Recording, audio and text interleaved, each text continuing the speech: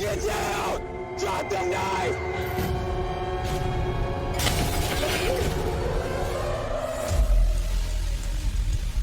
Across the world, cops are now filming the crimes and criminals they face. Take your hands out your pocket! From the UK to the USA, thousands of frontline officers are wearing body cameras.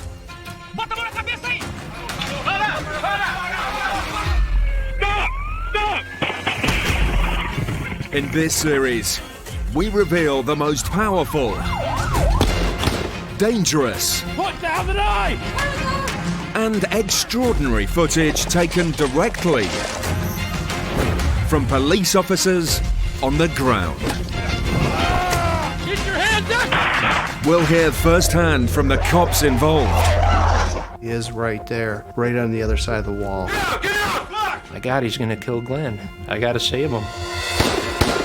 Policing is under more scrutiny than ever, and their cameras are becoming essential to law enforcement, helping catch criminals in the act, Get out of the vehicle now! and police officers abusing their power. I was just scared for my life. Get out of the car, Casey! Casey! What's really going on? Like, what did I do? The camera never lies. This is Body Cam Cops.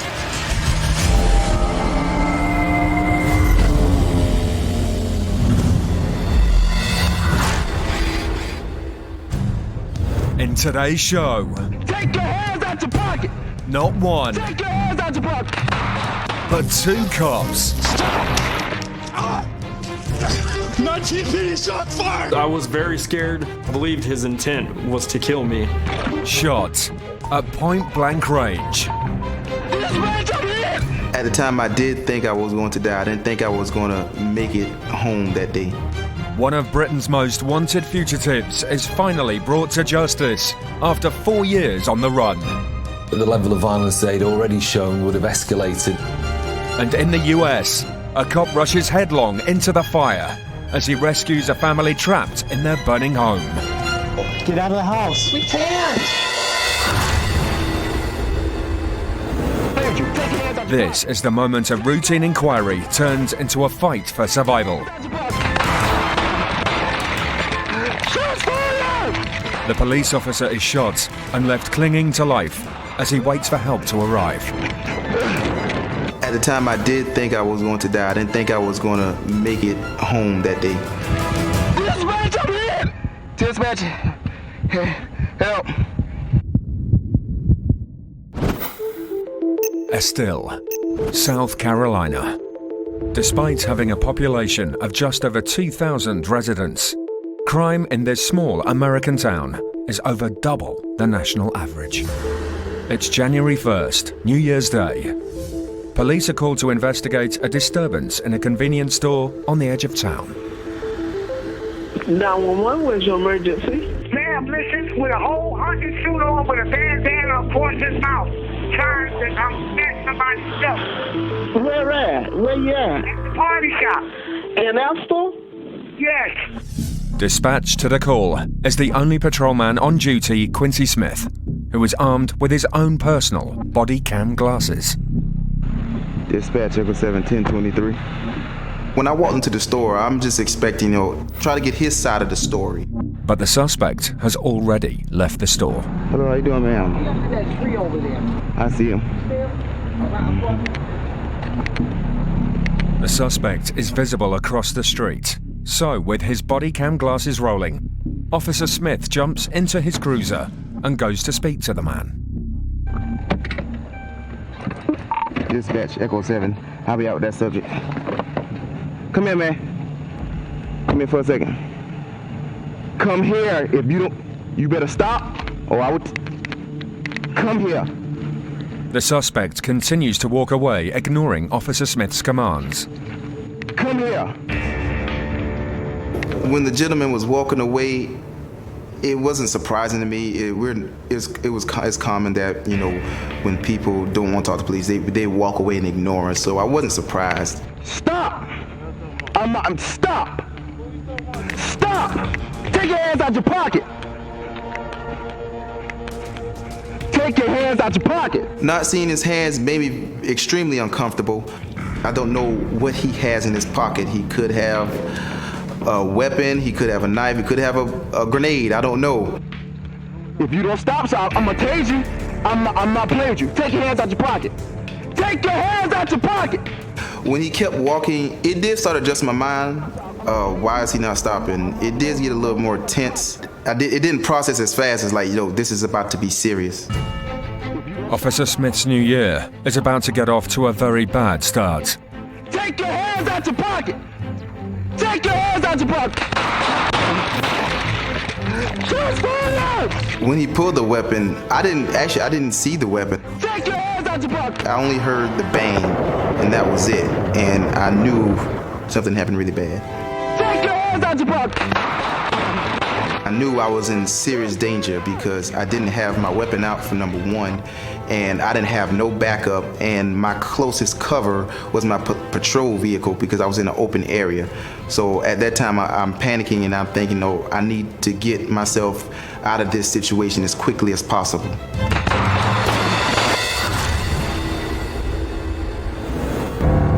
One of the safest methods for the cops to disable and disarm the bad guys is by using a stun gun. Carried by over 500,000 officers worldwide in 107 countries, the weapon has been deployed over 3.5 million times, making it a very popular piece of kit. Put your hands up. David, put the knife down. Put it down, bro. Miami, Florida. Cops are faced with a man armed with a knife. Don't do it. Don't do it. But apparently, the man has taken a hit from a stun gun before and is confident he has the upper hand. I got shot. Don't do that. Don't do it. Don't do this. He won't drop the knife. Sir, listen to me. Put the knife down. We don't want to hurt you. After a lot of talking, but no action, one officer takes a decisive move. This time, the stun gun clearly works, delivering a powerful electrical surge to the man's body, disabling him and allowing officers to move in and put on the cuffs. Maybe next time, he'll think twice when he's in the sights of a stun gun. Pasco County. The sheriffs have stopped a car after it ran a red light. The man seems genuinely sorry and completely compliant. You're making me nervous, bro. With the officer right behind him, the nervous man decides to make a dash for it. I'm gonna tase you! I'm gonna tase you! Get on the ground! Get on the ground now! Get on the ground! Get on the ground! Turn around! Possibly the shortest escape attempt ever. Finished quickly with a stun gun. You just do something in the woods back there. He is later charged with drug offences. Woodstock, Virginia. Cops have been called to a family dispute. When they arrive, a man in the backyard is holding a knife. Put it down, man. Do it now. 3121 again. Just be advised. Officers try to reason with him. Put the knife down, man. Put it down. With no change in his demeanour, cops fire a stun gun. It doesn't work, so they try again. Drop it. A second shot doesn't work, and only makes him even more angry. Stop, man. Get mad. All right? I wasn't mad to shoot him. 3121, be advised. Two tasers failed. Corbin, talk to me. The stun gun probes only latch onto his t-shirt, so the device is useless, but the man is still cross. He rips the probes out and throws them away, but he also drops the knife.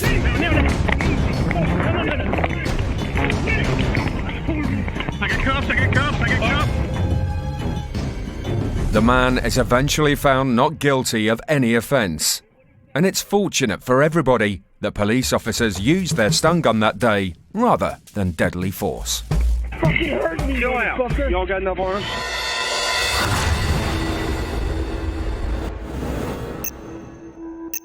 Clovis, New Mexico. And a rather uncommon traffic stop. How are you?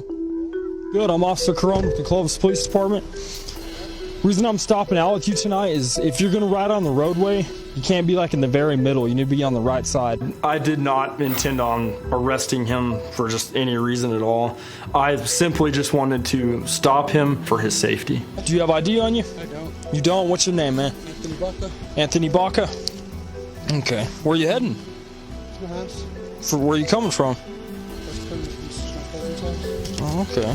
When I first pulled him over, he was very cooperative. He didn't show any signs that he was going to resist or not provide information which was asked of him.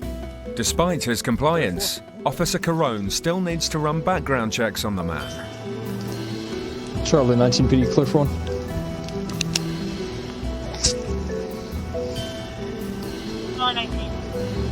Anthony Baca. When I'm waiting for dispatch to come back with a return on a subject, there is a small sense of tension. In this case, I wasn't sure if he had warrants or anything like that. To ease any anxiety, Officer Carone lightens the mood. Where'd you get that light at? Walmart? How much was that? Oh, that's not bad. At that point, the atmosphere, it was really calm at that point. We were just having a conversation and I was waiting for the return, and he was being cool. He wasn't showing any signs that he was gonna run or anything like that. But Anthony Baca is a wanted man. All right, man, I'll tell you straight up, you got a possible warrant for your arrest, okay?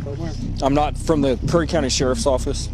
I'm not sure what it's for. We're about to find out. I just asked him. I did not expect him to resist arrest based on the demeanor he showed during the whole stop. So at this time you are under arrest. Can you face that way for me? Officer Carone is wrong. 19 PD1 running southbound. Get out! 19 PD1 resisting. The chase heads away from streetlights and between the houses. 19 PD. It was very dark, almost pitch black. At this time, it was so dark I couldn't really see his hands or anything like that. Faced with a dead end, Anthony Baca loops back on himself, attempting to escape. Officer Carone draws his stun gun. Stop! Though the stun gun hits its target, the 1200 volts have little effect. When the taser didn't go off, I knew right away that made the tensions go a little bit higher because I knew everything at that point was escalating. This time, Officer Carone's instincts are right. Anthony Baca has a gun. 19 PD. He draws it from his trousers and fires a backhand shot. Stop! 19 PD, shots fired! When he fired, I saw a very bright muzzle flash. That's all I could see.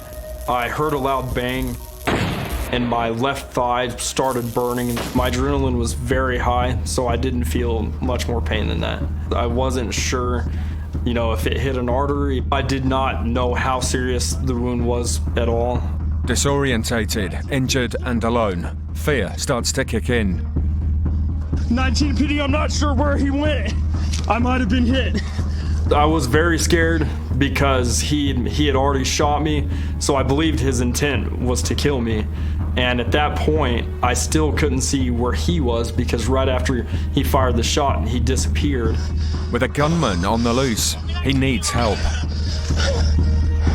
19 PD, I'm by a house. I got on the radio, called out shots fired, and I was trying to get my back up there as soon as I could. It doesn't take long. Lights. Over here!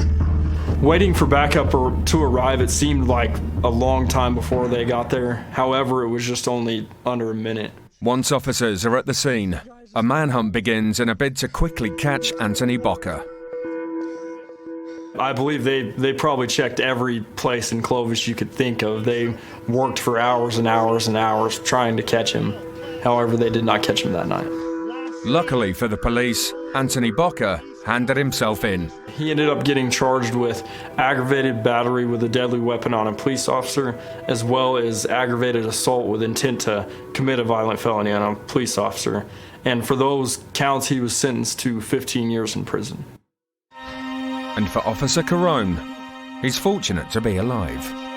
I felt very lucky that I didn't get hit in the head or the chest or even through the artery, through my leg.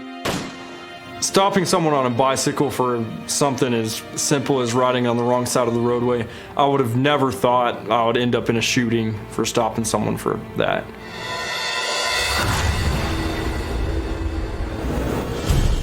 Police are the first emergency service. They're there to stop the bad guys and help those in need. Okay. Are you okay? Their body cams are worn to help gather evidence and ensure the cops get things right.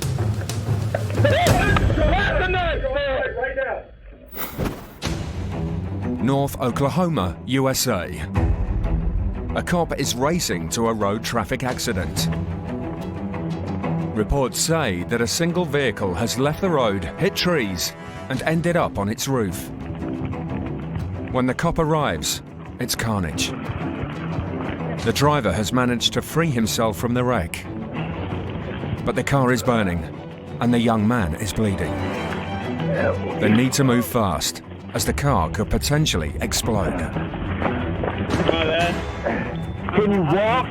Nope, you can't walk. We gotta get you away from. Get on your back. Get on your back. Get on your back. Get on your back. I know it's gonna hurt, but damn it.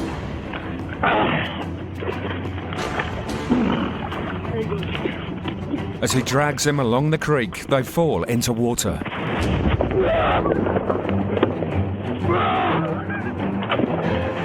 Just take you down creek.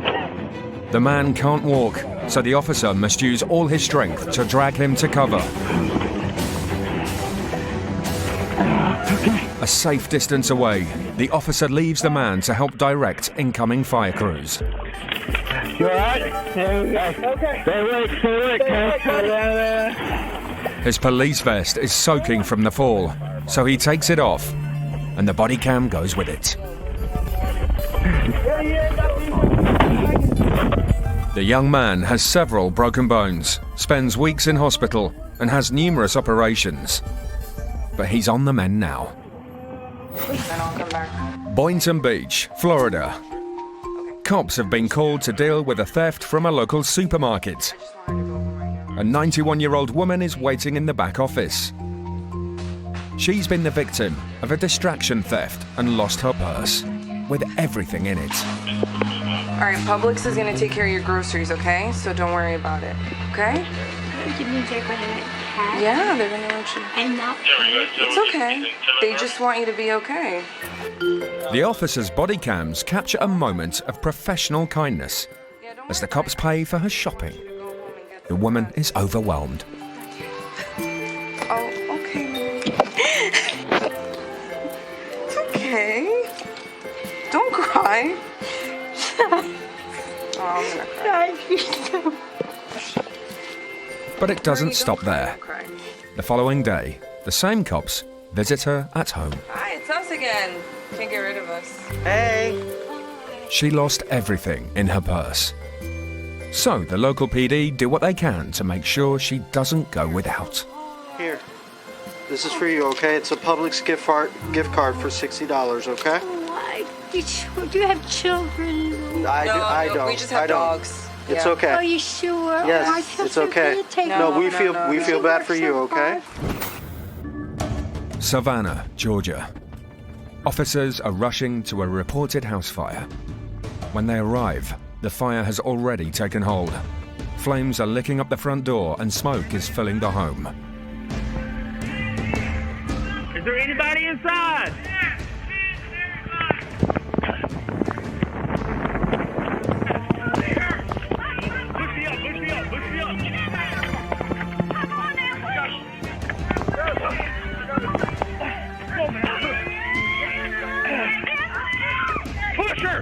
Push her! Officers drag one victim out. Come on, anybody else? Come on! They get another family member out as well. You sure there's nobody else in there? They clear the site and the fire trucks arrive. A dangerous situation and a home lost, but no one dies.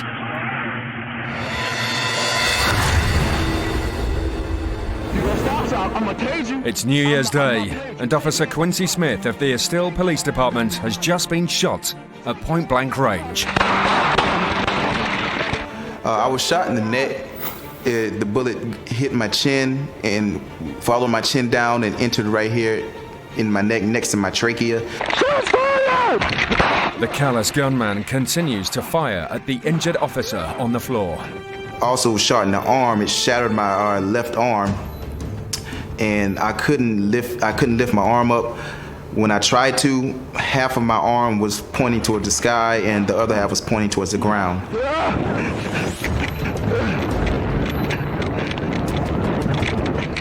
I felt like if I didn't get out of the situation, I'm probably going to die. He's going to continue to shoot me until there's no life in my body. I knew I was pretty much defenseless. A seriously injured Officer Smith is in an exposed area. His only cover is his patrol car. I was extremely scared. My heart was pounding. My voice was cracking. I saw the blood on my arm. I was extremely in fear for my life. Panicking and in severe pain, Officer Smith frantically gets on the radio to request help. Dispatch, I'm in! Yes, Echo 7, I'm in! I'm in Tyson. Dispatch, help. I was scared to death. I was scared to die. I didn't want to die. But his panicking is only making things worse. I had a flashback. I can't explain what it was, but something clicked in my head and it told me to relax and slow my heart rate down, because if you don't, you're going to bleed out. Dispatch, Echo 7, I'm hit. I'm hit in my neck someplace. My arms are broken. Help me, please. But it's New Year's Day in a small American town. Help for the bleeding Officer Smith is a long way away, and he's fading fast. Knowing help was so far away, I was extremely nervous, because I knew I needed immediate medical attention. If I don't get it within at least this short period of time, I wasn't going to make it. And is everything simple? Dispatch, I'm hurt pretty bad. Oh, we got help on the way. Is the subject still there? Subject, take off. Please help me, dispatch. Dispatch, please tell my family I love them. In my mind, I did make peace with everything. I just wanted my family to know that I was thinking of them at that moment and that they did a good job to get me to this point in my life. Quincy is bleeding out, and backup is still a good distance away. But help is close by. My name's Jay Quincy Smith, sir. When I heard the gunshot, I knew that somebody was probably shot, because you don't have that many gunshots that quick behind one another without someone getting hit. Local carpenter Jay Tompkins is working at a nearby service station. Although he has no idea if a gunman is still on the loose, he knows he has to help. Man, I've called 911. I'm sure you can do. Is there anything I can do for you? I don't know much about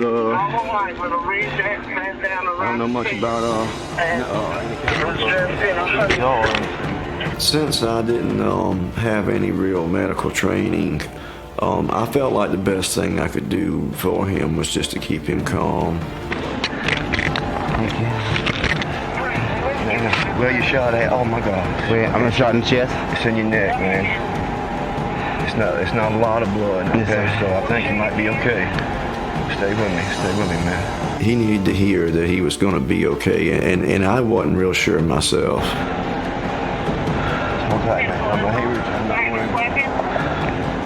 He's not a medical professional, so it wasn't really much he can do for me but be a friend or give me comfort if I was to pass away. Time is of the essence. Every passing second brings Officer Smith closer to death. We need help! At the time, I did think I was going to die. I didn't think I was going to make it home that day. I'm probably going to bleed out very soon. I was extremely scared.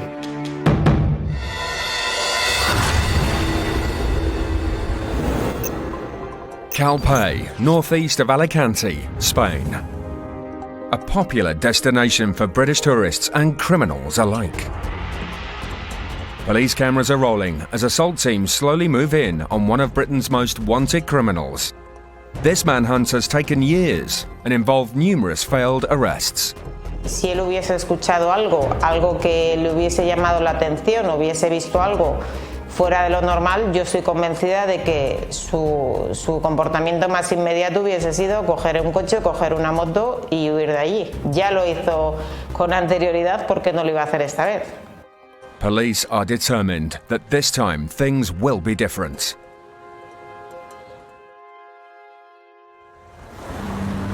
Eight years earlier, in a historic English town, a very modern crime has taken place.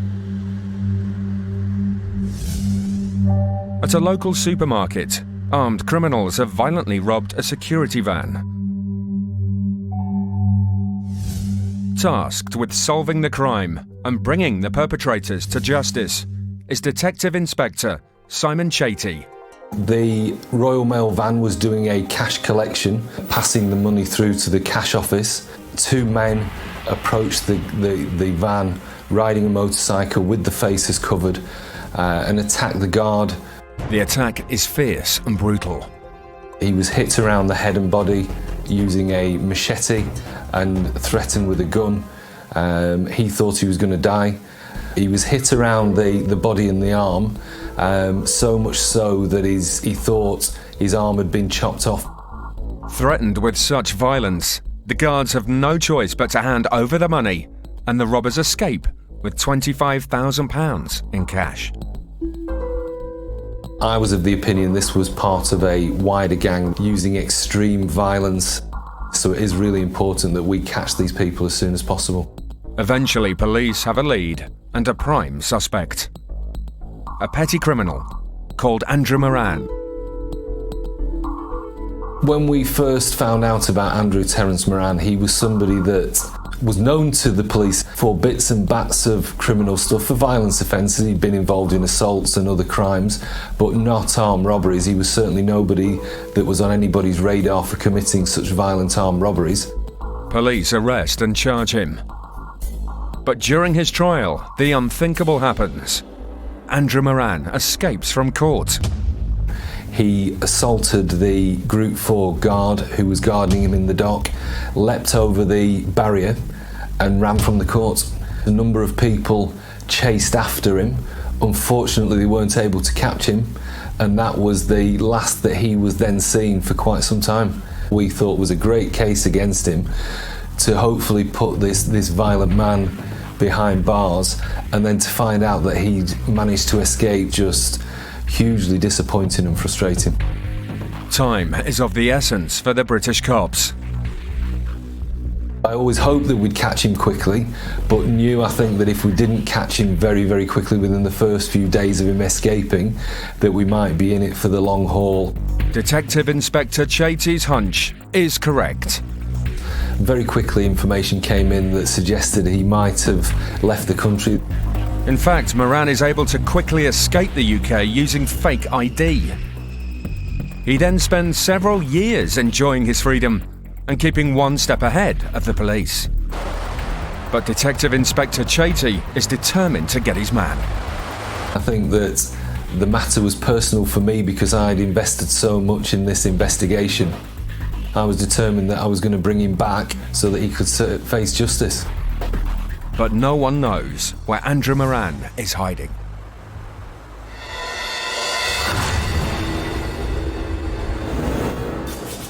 Police work involves developing a range of skills for every situation. Get on the ground! Body cams help them identify what they do well and what needs improving. Gaining swift access to targeted properties is vital for cops. They need to make arrests and seize evidence before any suspect can dispose of it. Radcliffe, Kentucky. Cops are on their way to raid a local hotel. Get back in! Get back in! Get back on number 3! An armed robber is hiding in one of the rooms after stealing cash. They just have to flush him out. Let's go, boys! Go!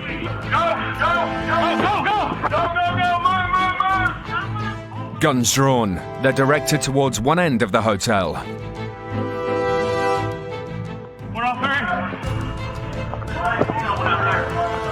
The cops raid room 103.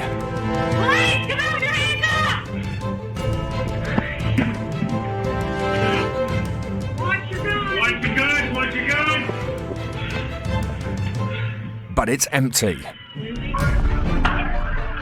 Next, they target room 105. Open the door! After the loud knocks on the door, it opens.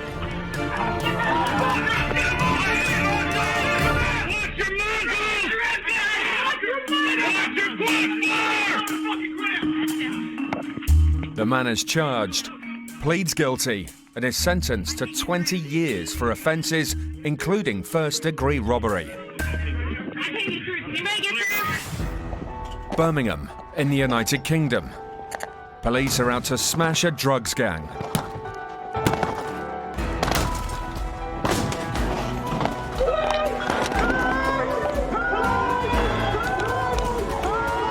The dawn raid is designed to catch them unaware. And it works. 2 brothers and their parents are arrested. They send in a sniffer dog.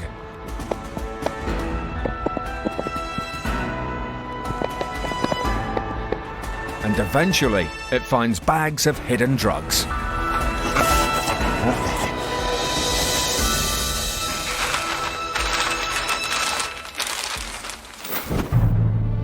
La Línea de la Concepción in southern Spain.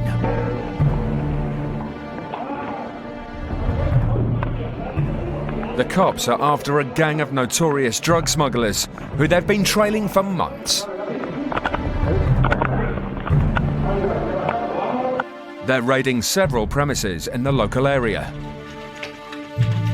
It all goes off without a hitch, and they detain 30 people. But they're also able to confiscate cash worth over £300,000. 16 vehicles, some high performance, some pure luxury. 3 speedboats. And 17 properties, worth over £3 million. The gang were living the high life, but nowadays they're awaiting trial for their crimes.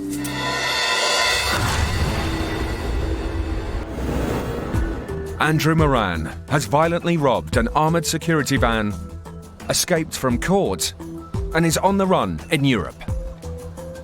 Despite evading capture for almost 4 years, the net is slowly tightening around this dangerous fugitive. The inquiries into where Moran had fled to over the ongoing years tended to suggest everything was pointing towards the fact that he'd gone to live in Spain. Andrew Moran is hiding in the town of Calpe in the province of Alicante, southern Spain, fondly known as the Costa del Crime. And they think that the British police won't pursue them over there, can live over there with impunity. Tasked with hunting fugitives down is National Police Inspector Olga Lezana, known as the gangster catcher of Europe.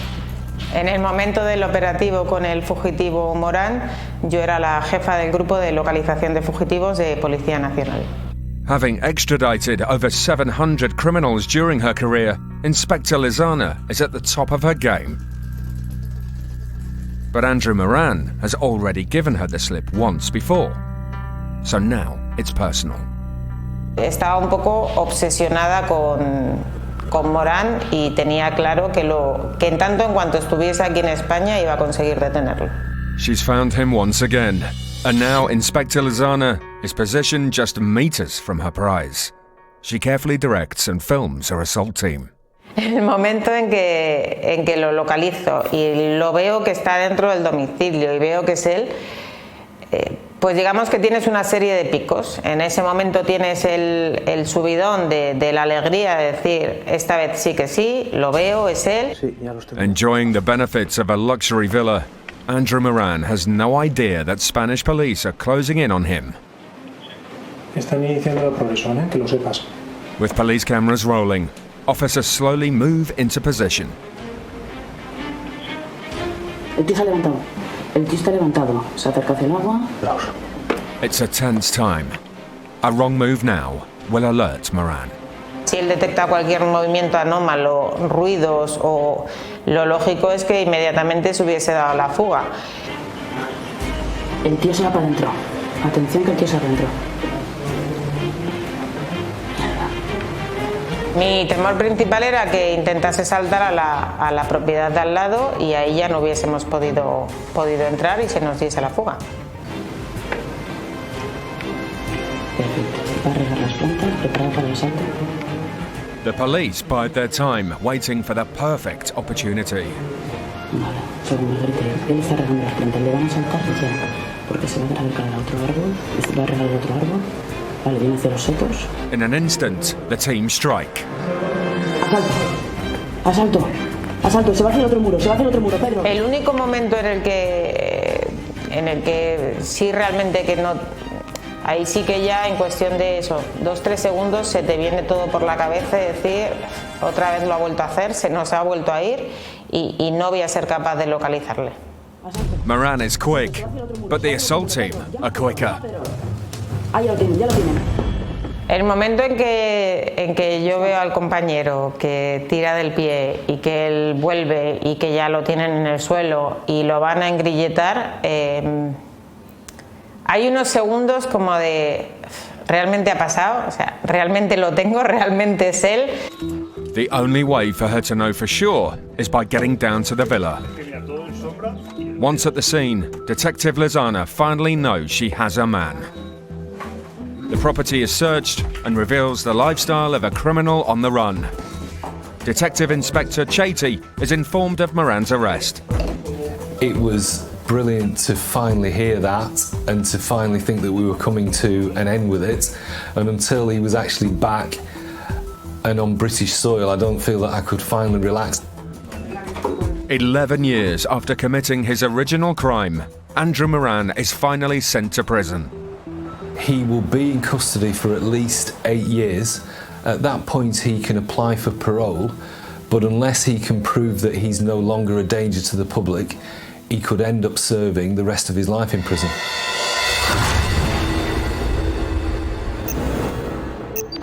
Charlotte, Michigan.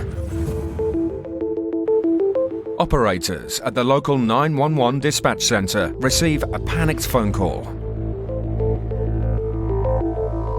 Yeah, we're having a fire in our living room. Yeah, just a second. My husband's on fire. Your what? Your house is on fire? My husband is on fire. With a life-threatening situation unfolding, fire crews and police units are dispatched to the scene. My husband was burning. He was burning on his back. He was trying to rip his clothes off and kind of rolling around. And that was setting the carpet on fire. First to arrive are officers from the local sheriff's department. As a police officer, we are not trained on fires. I didn't see anybody outside, so I knew it was going to be a problem. There's smoke showing. As I ran up, I could smell the smoke. I could hear the popping of the fire, and I could hear the people inside. No ifs, ands, or buts. They need to come out. Getting people out.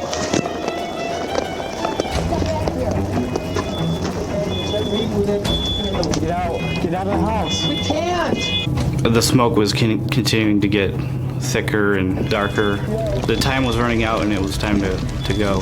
You got people trapped inside. Get out, come on. We can't. Why? She can't walk. When the mom told me that her daughter couldn't walk and I could see the father inside, he was an amputee and there was fire between he and I, it's a shocking moment where it could be deadly. You have to act quick or bad things can happen. With 2 members of the family unable to walk, Officer Jenkins' priority is the burning man. Are you burned? Come on. I picked him up and dragged him to the door. But the fire is spreading fast. The smoke was continuing to get thicker and darker. There were lights on in the apartment, but you couldn't tell that there were lights on just because of the smoke. I don't think I was frightened. It's just one of those things where you're in the mindset of, this is what I have to do, this is my job. There's people in need here, and if I don't act, it could be deadly. Go out the door. I can't. Look at Stay down. As the fire grows, conditions in the house are rapidly deteriorating. The fire was quite big. It took up about 3/4 of the living room, and it smelled really, really bad. The heat was terrible, and the heat was just getting worse and worse. My daughter was getting very afraid. She can't walk. Okay, I'll get you out. I had to put the father down. At that time, one of my colleagues was arriving on scene, and I handed the daughter off to him. Once she was out, I went back in and picked up the father, and I dragged him the rest of the way out. And not a moment too soon. As we were exiting, just a mere seconds after we got out, the fire flashed over, which means all the gases that were available inside that room had ignited.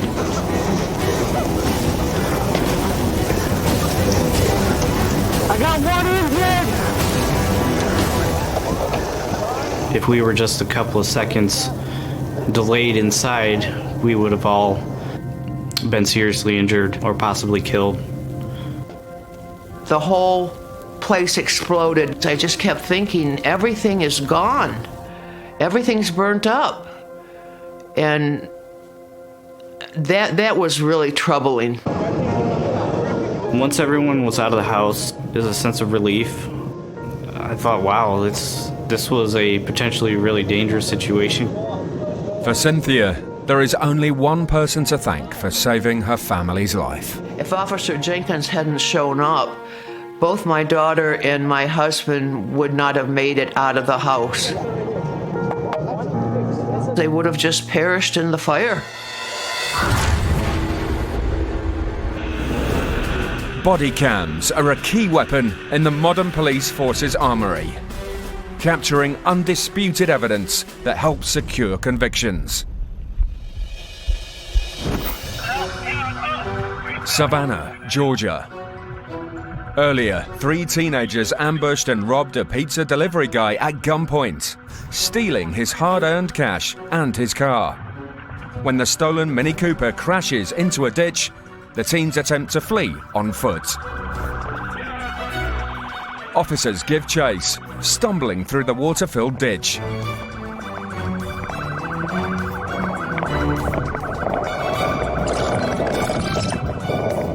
Wet but determined, they finally catch up to the suspects, who quickly surrender.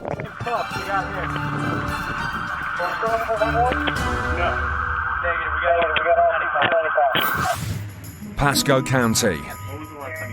Police are looking for a man who has an active felony warrant outstanding.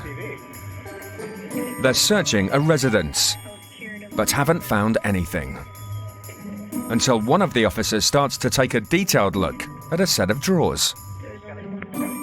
It has a hiding compartment. Man, move away. That door's moving. Come out now! Come out now! With your hands up, you're gonna get taser shot! Come out! Come out! Get out! Get out! With a little encouragement from the cops, the man slides his way out of his hiding place. The cops are then able to action the warrant.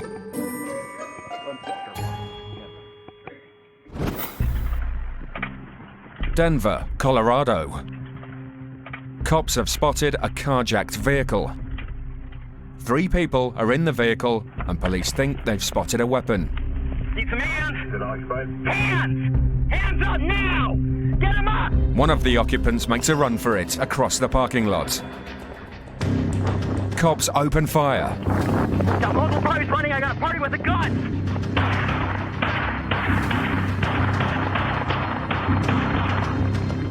He manages to vault the fence, but he's been shot. They're southbound! Shots fired! Shots fired! Southbound! The young man is arrested, charged, and pleads guilty.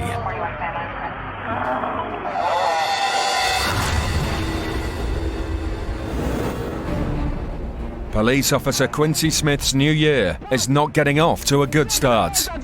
I was shot in the neck. I was hit in the arm.